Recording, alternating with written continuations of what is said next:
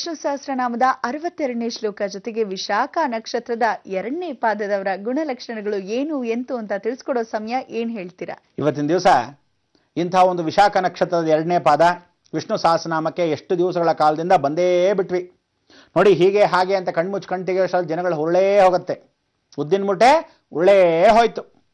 ಆ ರೀತಿ ಪ್ರತಿಯೊಬ್ಬ ಮನುಷ್ಯ ಜೀವನದಲ್ಲಿ ಯಾವ್ಯಾವ ಸಮಯಕ್ಕೆ ಏನೇನು ಮಾಡ್ಕೋಬೇಕು ಅದನ್ನೆಲ್ಲ ಪ್ರಯತ್ನ ಪಟ್ಟು ಮಾಡ್ಕೊಂಡ್ಬಿಡ್ಬೇಕ್ರಿ ಜೀವನದಲ್ಲಿ. ವಿಶಾಖ ನಕ್ಷತ್ರದವರು ತಾಂತಿರ್ಪಿ ದಾನ ಧರ್ಮ ಅಂತ ಇಡೀ ಜೀವನ ಪೂರ್ತಿ ಬೇರೆಯವ್ರಿಗೋಸ್ಕರ ದೇಹವನ್ನು ಸವದು ಸವದು ಸವದು ಸೇವೆಗಳನ್ನು ಮಾಡ್ತಕ್ಕಂಥವ್ರಾಗ್ತಾರೆ.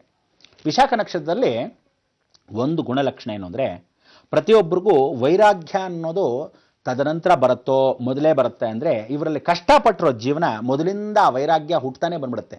ಸಂಸ್ಕಾರ ನೋಡಿ ಅದು ಯಾವ ರೀತಿ ಅಂದರೆ, ದೇವರ ಅನುಗ್ರಹ ಭಾಳ ಚೆನ್ನಾಗಿರುತ್ತೆ ಇವರಲ್ಲಿ. ಸ್ವಲ್ಪ ಮಟ್ಟಿಗೆ ಅಂದರೆ ತುಂಬ ಪೂಜೆ ಪುನಸ್ಕಾರ ಮಾಡ್ತಾರೆ, ಸಡನ್ನಾಗಿ ಎಲ್ಲ ಹುಚ್ಚರಾಗ್ಬಿಡ್ತಾರೆ, ಬಿಟ್ಟೇ ಬಿಡ್ತಾರೆ ದೇವ್ರನ್ನ.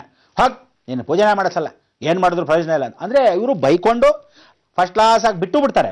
ತಿರುಗಿ ಆಮೇಲೆ ಅಯ್ಯೋ ಪಾಪ ದೇವ್ರು ಏನು ಮಾಡಿದ್ನೋ ಏನೋ ಅವ್ನಿಗೆ ಅಯ್ಯೋ ಅನ್ಸುತ್ತಲ್ಲ, ತಿರುಗಿ ಮಾಡೋಣ ಸ್ಟಾರ್ಟ್ ಮಾಡೋಣ, ತಿರುಗಿ ಸ್ಟಾರ್ಟ್ ಮಾಡೋದು. ಈ ಒಂದು ಅಭ್ಯಾಸ ಇದೆಯಲ್ಲ ಭಾಳ ಚೆನ್ನಾಗಿದೆ. ಅಂದರೆ ದೇವ್ರ ಹತ್ರ ಭಾಳ ಒಡನಾಟ ಇಟ್ಕೊಂಡಿದ್ದಾರೇನೋ ಅನ್ನೋ ರೀತಿ ಸಂತೋಷ ಹಾಗೇ ಇರಬೇಕು ನೋಡಿ. ವಿಶಾಖ ನಕ್ಷತ್ರದವರು ಟೀಚರ್ಗಳಾಗಿದ್ದರೆ ಭಾಳ ಉತ್ತಮ, ಲಾಯರ್ಗಳಾಗಿದ್ದರೆ ಇನ್ನಷ್ಟು ಉತ್ತಮ. ಭಾಳ ಸಲಹೆಗಳು ಕೊಡ್ತಾರೆ, ಸಲಹೆ ಸೂಚನೆಗಳು ಕೊಡ್ತಾರೆ. ವಿದ್ಯಾಭ್ಯಾಸ ಅಂದರೆ ಇವ್ರ ಕೈಯಲ್ಲಿ ಯಾರಾದರೂ ವಿದ್ಯಾಭ್ಯಾಸ ಅಂದರೆ ಭಾಳ ಚೆನ್ನಾಗಿ ಅರ್ಥ ಆಗ್ಬಿಡುತ್ತೆ, ಬೇಗ ತಲೆಗೆ ಹೋಗುತ್ತೆ.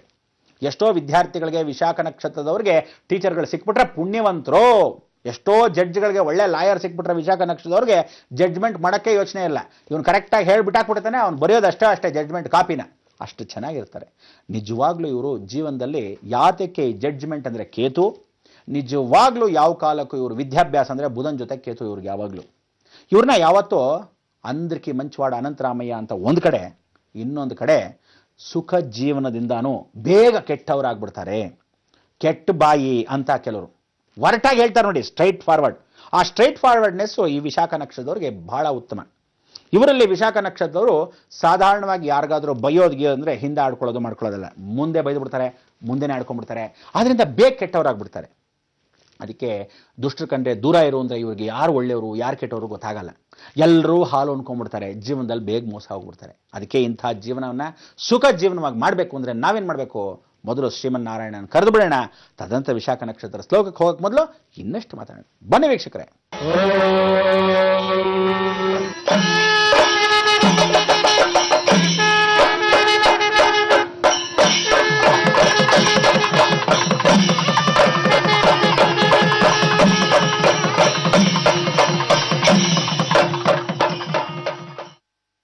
ಭಾಳ ಸಂತೋಷ ವೀಕ್ಷಕರೇ. ಇವತ್ತಿನ ದಿವಸ ವಿಶಾಖ ನಕ್ಷತ್ರದವರು ಯಾವುದಾದ್ರೂ ಒಂದು ಕಷ್ಟಪಟ್ಟು ಬಂದಿರತಕ್ಕಂಥ ಒಂದು ಜೀವ ಆಗಿರೋದ್ರಿಂದ ಅವರಲ್ಲಿ ಕಾಳಜಿ ಜಾಸ್ತಿ.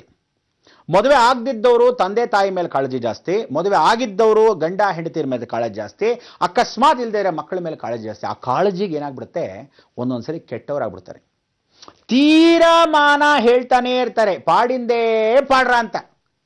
ಒಂದು ಸಲ ಹೇಳಿದ್ರೆ ಸಾಕಪ್ಪ. ಈ ವಿಶಾಖ ನಕ್ಷತ್ರದವ್ರು ರಿಪಿಟೇಷನ್ ಕ್ಯಾಸೆಟ್ ಇದ್ದ ಹಾಗೆ ಹೇಳಿದ್ನೇ ಹೇಳ್ತಾ ಇದ್ರೆ ಯಾರಿಗಾದ್ರೂ ತಲೆ ಚಿಟ್ಟಿಡೋದಲ್ವಾ? ಸುಮ್ಮನೆ ಇರಬೇಕು, ಆಯ್ತು ಅಯ್ಯೋ ಬಿಡಿ ಅನ್ಬೇಕು. ಬಿಡಲ್ಲ ಅವರು. ಮಂಡು ಜನ್ಮ ಅಂದರೆ ಹಠವಾದಿಗಳು, ಅಷ್ಟೇ ಹಠವಾದಿಗಳು. ಅದಕ್ಕೆ ಇಂಥ ವಿಶಾಖ ನಕ್ಷತ್ರ 2ನೇ ಪಾದದವರಿಗೆ ಒಂದು ಹೇಳ್ತೀನಿ ತಿಳ್ಕೊಳ್ಳಿ. ಅಡುಗೆ ಮೊದಲಿಂದ ಕಲ್ತಿರಲ್ಲ ಇವರು. ಕಲ್ತ್ರೆ ಭಾಳ ಸಂತೋಷ, ಕೆಲಸ ಭಾಳ ಕಲ್ತಿರಲ್ಲ, ಕಲ್ತ್ರೆ ಭಾಳ ಸಂತೋಷ. ಏನೇ ಮಾಡಿದ್ರು ಅರ್ಧಂಬರ್ಧ ಜೀವನ, ಅದೇ ದೊಡ್ಡ ತಪ್ಪು. ಅಡುಗೆಯಲ್ಲಿ ಒಳ್ಳೆ ರುಚಿವಂತರು ಇವರು, ಒಳ್ಳೆ ಕೈಗುಣ, ಒಳ್ಳೆ ಅಡುಗೆ ಎಲ್ಲ ಮಾಡ್ತಾರೆ. ಆದರೆ ಪ್ರಯೋಗ ಜಾಸ್ತಿ ಮಾಡ್ತಾರೆ.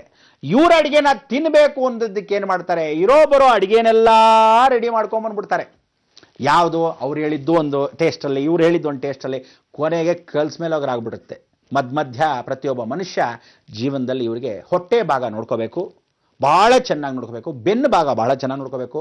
ವಿಶಾಖ ನಕ್ಷತ್ರಕ್ಕೆ ಹೊಟ್ಟೆ ಬೆನ್ನು ಅಂದರೆ ಅಂತರಾಳದಲ್ಲಿರತಕ್ಕಂಥ ಆ ಭಾಗ ಏನು ರಿಬ್ಸ್ ಅಂತೀವಿ, ಅದೇ ಇವ್ರಿಗೆ ಯಾವಾಗಲೂ ವೀಕ್. ಆ ರಿಬ್ಸು ಭಾಳ ಚೆನ್ನಾಗಿ ನೋಡಿಕೊಂಡ್ರೆ ಉತ್ತಮ.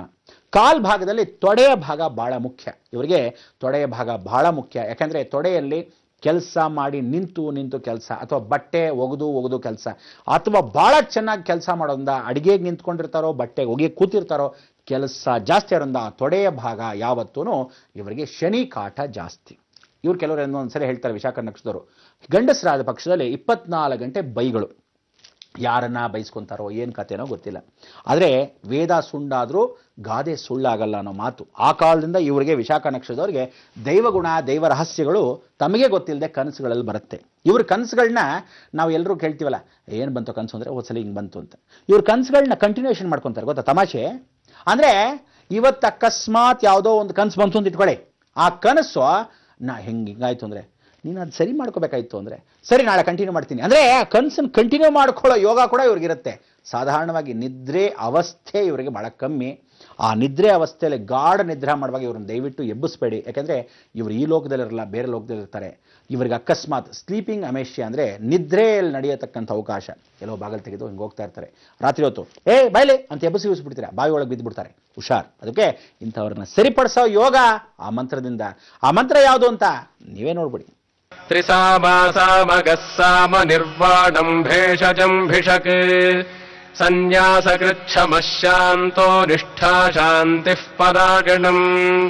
ತ್ರಿಸಾಮಾಸಾಮಗಸ್ಸಾಮ ನಿರ್ವಾಣಂ ಭೇಷಜಂ ಭಿಷಕ್ ಸನ್ಯಾಸಕೃಚ್ಛಮಶಾಂತೋ ನಿಷ್ಠಾ ಶಾಂತಿಃ ಪರಾಗಣಂ.